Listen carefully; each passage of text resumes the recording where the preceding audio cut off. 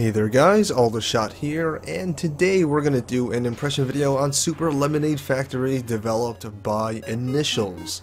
Will be on Steam at the regular price of $5. Alright, so what is Super Lemonade Factory? Well, it's essentially a pixelated platform puzzler. So let's check out the game, let's get into it. Let's see, now there's a few different levels you can choose from. The warehouse, factory, or management. Basically, there are themes separated, and each main level will have 12 sub-levels that you have to kind of complete in order to gain access to the rest of the game. So we're going to go to the first level, and we're going to skip the first round, go right into the second one, because the first round really is just a tutorial. So this is basically Super Lemonade Factory, and something that makes it really interesting is that you're actually playing two characters. You're playing a male and a female protagonist, and they both individually have their own kind of traits that will help you get through the levels of Super Lemonade Factory. Now the male character, he can dash, he can move really fast, either in the air or on the ground, which is great for getting to faraway ledges or breaking through boxes, which we'll get to in just a little bit. So again, the male character can dash, which is kind of interesting. Now the female character can double jump, which makes her able to get to higher ledges. Not gonna do that quite yet. Don't want to spoil anything. And she also has an interesting ability to have conversations with the enemy, which will stun them for a few seconds, which definitely will help yourself and your other character in certain situations, which is kind of interesting. Chatting it up and all that sort of stuff. So when you start the game, you kind of play as one or the other character, your choice. I'm going to choose the male for now, and I'm stuck because this ledge is a little bit too high. So what we're going to do is we're going to switch to our female character. Since she can double jump, she's going to do exactly that. Push the box over. That way our male protagonist can jump over and progress through the game. Now as you can see, you can actually piggyback on your characters, which will help save you time so you don't have to move one and then the other.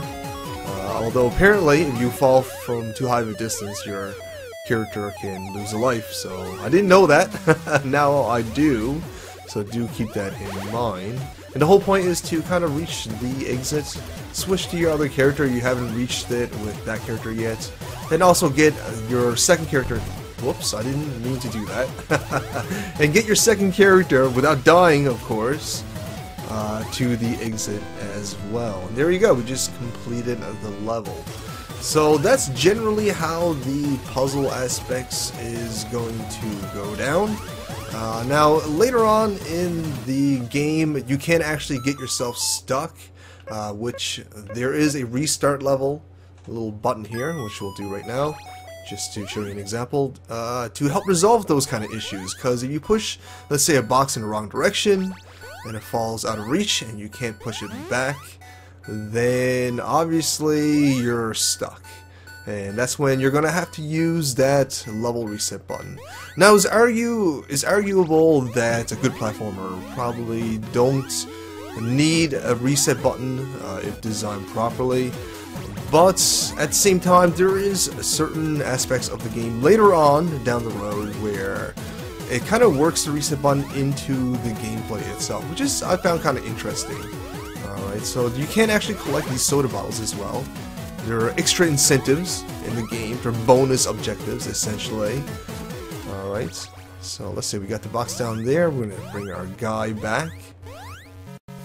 And there we go. Ta-da! Finish. Alright, so let's get out of here and explore a different themed level and see what that's all about. So we're going to go into the factory. We're going to go into level 2. Alright.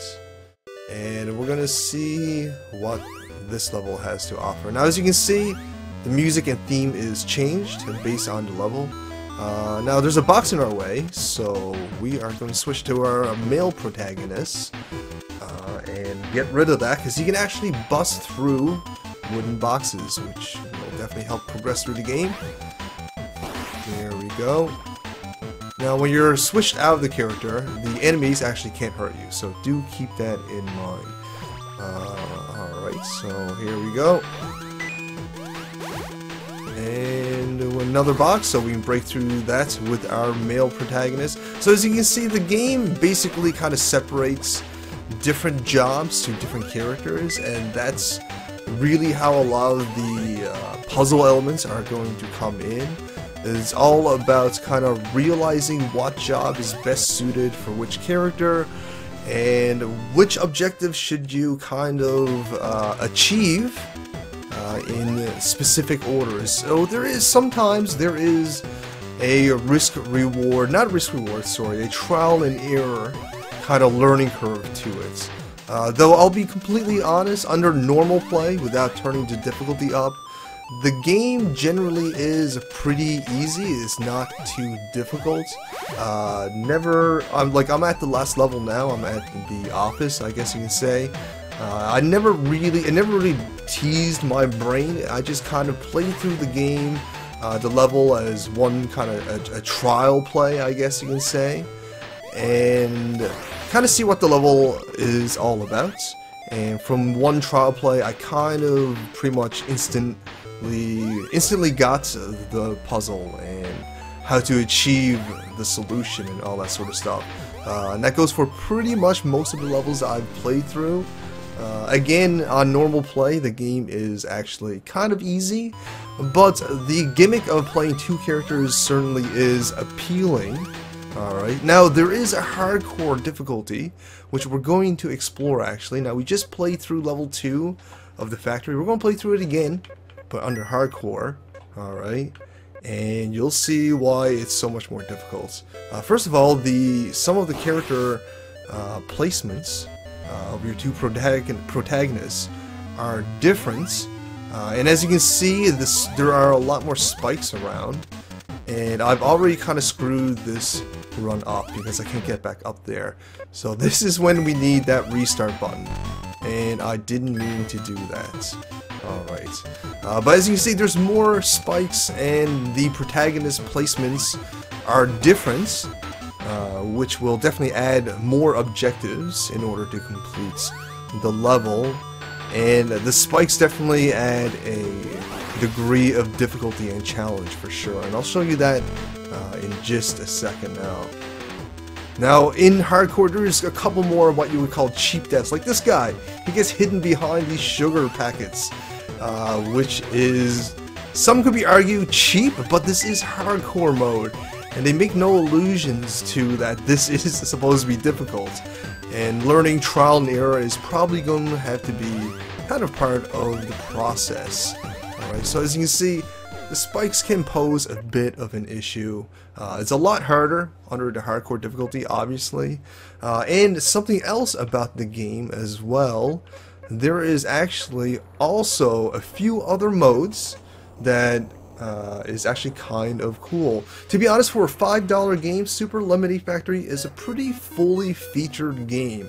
It has a good few play modes, which I definitely really like. So let's kind of explore a little bit more of that. You do have 2-player modes, which is really, really awesome. And by the way, this game does support joysticks. You have to turn it on, the options, and then restart the game. But once you do that, you're good to go. And I definitely recommend it, because the keyboard commands are a little bit wonky.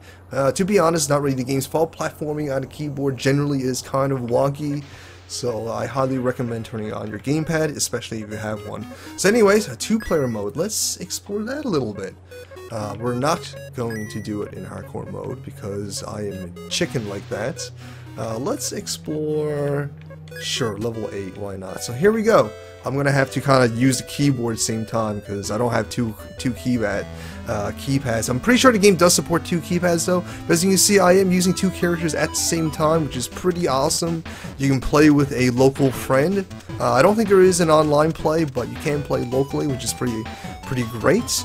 Now, to be fair though, the keyboard button layouts is a little weird. If you only have one gamepad, the second player on the keyboard will have to use WASD for directions, which is fine, but you have to use T to jump, which is a little weird, and R to do your action move, which is also a little bit weird. Alright, so two keypads or controllers is definitely recommended if you're going to be playing 2 players. But the fact that you're able to play 2 players in this game, which suits 2 players so very well, is actually pretty awesome. I definitely appreciate that. So let's get out of that because we don't actually have 2 people with us to play this any further. I just really want to show you that real quick. Now this game actually does have another mode, which is old school. Basically, oh, we're on 2 players still. God damn it. You do have to actually go to the options and turn that off. Alright, but anyways, there is actually an old school mode where basically you have to play through each level. You don't select your levels anymore. And you only have 3 lives per character. And if you run out of those lives, that's it. That's game over. You have to start all over again from level 1. From round 1 of level 1 even. So, you know, as the mode state, it is old school mode. So it features old school kind of death mechanics. So that's kind of interesting. But having it there definitely will add a little bit more incentive for the player to explore the game a little bit more. But the real beef of the game definitely is just the regular play, for sure. And if you really get into it, you can definitely play in hardcore, which the game spikes in difficulty quite dramatically. Alright, so I talked a lot about the gameplay and features of this game, which is actually pretty impressive, to be honest. It's pretty fully featured for a $5 game. It's actually a lot more featured and features a little bit more replay incentive than, say, Transistor, which only has the main story to play through and only has Game Plus to keep you playing if you even want to, even, right? So that's actually kind of cool. Again, for a $5 game, that is definitely welcomed and nice to see. We're actually going to get out of this and we're going to explore the management level. Alright. We're going to talk a little bit about our assets, because as you can see, it does look pretty good as far as pixel art is concerned, and the music is actually pretty catchy, especially in the management level. I really dig the music here. It has a old school, you know, kind of... I just screwed that run up. It has an old school kind of NES sort of feel to it, both visually and from the music standpoint as well. Which is suiting for a game like this. It definitely features kind of more old school 8-bit sort of gameplay and features and all that sort of stuff. So it is suiting, but you know, it's a little bit rough around the edges, to be completely honest. Not having a native resolution definitely brings down the potential visual quality a little bit. The strange kind of nothing border that you see on the sides, because it's not at a native resolution, is a little bit off-putting to an otherwise pretty good-looking game. So, you know, it's a good-looking game overall with some nice music, but it does have a little bit of rough edges. It could use a tiny bit more polish, I think. But it's nothing too game-breaking, nothing overly distracting. Which is, of course, the more important points. So there you go, guys. That's basically Super Lemonade Factory. It's not a bad game for just $5, I must say. It does come with a good few features, which is nice to see. Now, you know, you do have to kind of do, even though each level will present its own kind of puzzle for you to solve, it can be arguable that it is a little bit repetitive, because you are kind of going through the same gameplay over and over again, even though they do present different puzzles, but it's still a lot of recycled elements. But overall, it's a pretty interesting game, and it is only $5, so do keep that in mind. And for only $5, you are actually getting a pretty fully featured game, I must say. It does have multiplayer, it does have multiple game modes, multiple game difficulty, which is pretty nice, I must say. So there you go, guys. Super Lemonade Factory. Not terrible at all. Quite good, actually. I enjoyed playing this game. But that's enough from me. I think you guys get the picture of what this game is all about. Obviously the management level's a little bit harder because I'm actually dying a lot more than I was in the previous levels. But anyways, that's enough from me. Thanks for watching. Hope you guys enjoyed this. If you did, show me some love. Like, share, fave, and comment. But most importantly, help me grow, feed me my vegetables, and subscribe. Thanks for watching, guys. All the shot ads.